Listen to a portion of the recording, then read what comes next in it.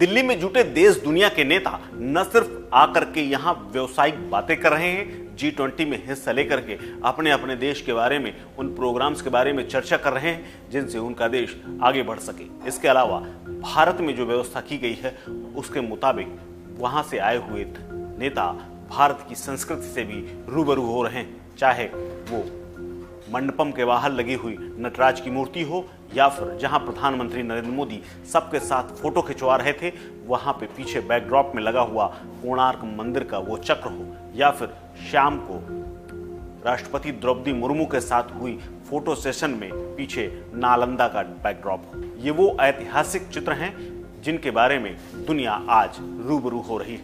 नमस्कार, मैं हूं कुलदीप द्विवेदी और आप देख रहे हैं वन इंडिया हिंदी। दरअसल आज G20 शिखर सम्मेलन का पहला दिन था और इस सम्मेलन में अमेरिकी राष्ट्रपति जो बाइडेन, ब्रिटेन के प्रधानमंत्री ऋषि सुनक, कनाडा के प्रधानमंत्री जस्टिन ट्रूडो, फ्रांस के राष्ट्रपति इमैनुअल मैक्रोन समेत कई बड़े देशों के लीडर्स और प्रतिनिधियों ने प्रधानमंत्री नरेंद्र मोदी के साथ प्रगति मैदान में मुलाकात की।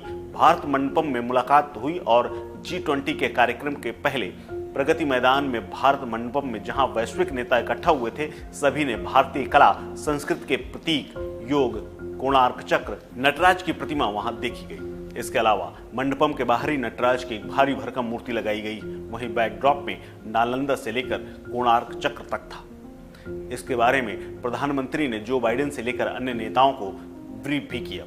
पीएम मोदी यहां विदेशी नेताओं के साथ तस्वीरें खिंचा रहे थे। वहीं बैकग्राउंड में एक बड़े पर्दे पर बड़े पहिए के रूप में कोणार्क का चक्र दिखाया गया था, जो उड़ीसा में बना हुआ है। G20 समिट में प्रदर्शन करने के कई अहम मायने।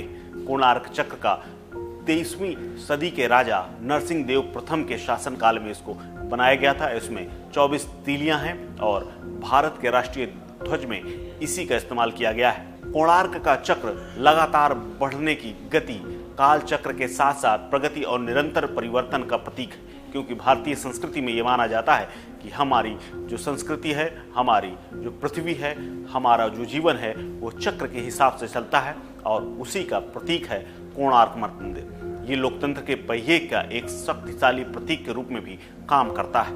वहीं दूसरी ओर भारत मंडपम में कन्वेंशन हॉल के अंदर जैसे प्रवेश करते हैं वहां पर 28 फीट की नटराज की मूर्ति लगाई गई है। ये प्रतिमा भगवान शिव के नृत्य का देवता और सृजन के विनाश के रूप में परिभाषित करती है।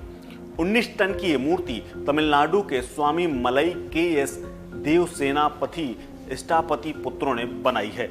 ये अष्ट धातु की मूर्ति को बनाने में पारंपरिक चोल शिल्प का उपयोग किया गया है। प्रतिमा 8 धातुओं से बनी है। इसमें लगभग 82% तांबे का प्रयोग किया गया है और 15% तांबा, इसके अलावा 3% सीसा और सोना, चांदी, टीन और पारा इस्तेमाल किया गया है। भारत मंडपम में नटराज की प्रतिमा लगाने के पीछे धार्मिक और ऐतिहासिक दोनों कारण हैं। दरअसल नटराज के ये स्वरूप शिव के आनंद तांडव का प्रतीक है। नटराज की प्रतिमा में आपको भगवान शिव के नृत्य मुद्रा नजर आएगी, साथ ही पांव से दानवों को कुचलते हुए नजर आते हैं। ऐसे में शिव के स्वरूप को बुराई के नाश करने और नृत्य के उत्साह के साथ सकारात्मक ऊर्जा देने का संकेत है। ऐसे में यहाँ आने वाले सभी मेहमानों को ये प्रतिमा ब्रह्मांडीय ऊर्जा, रचनात्मकता और शक्ति के मिश्रण के रूप में प्रदर्शित की गई।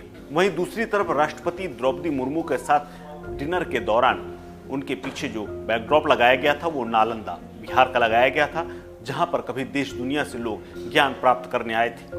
लेकिन नालंदा को एक शासक ने जला दिया था और बताते हैं कि उस दौरान लाखों किताबें कई महीनों तक जली थी। यानी नालंदा जो कि ज्ञान का केंद्र था उसको भी परिभाषित किया गया है। इस खबर में फिलहाल इतना ही। अपडेट्स के लिए बने रहिए वन इंडिया हिंदी के साथ। नमस्कार।